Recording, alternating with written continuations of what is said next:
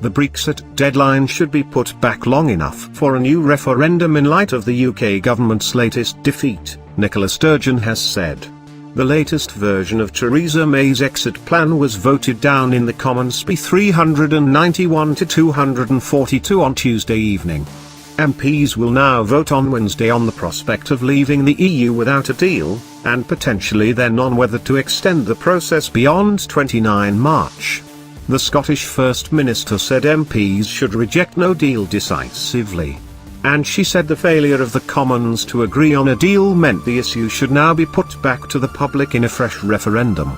The Prime Minister meanwhile said she was disappointed with the defeat, and told MPs that they now face unenviable choices. Mrs May flew to Strasbourg for talks with the EU's chief negotiator on Monday evening, returning with what she described as legally binding changes to her Brexit plan. However, this proposal was ultimately rejected by MPs by a margin of 149 votes. This was a lesser defeat than that Mrs May suffered in January, when an earlier iteration of her proposal was shot down by a historic margin of 230 votes. But she once again faced significant opposition from her own Conservative backbenchers and the Democratic Unionist Party, DUP.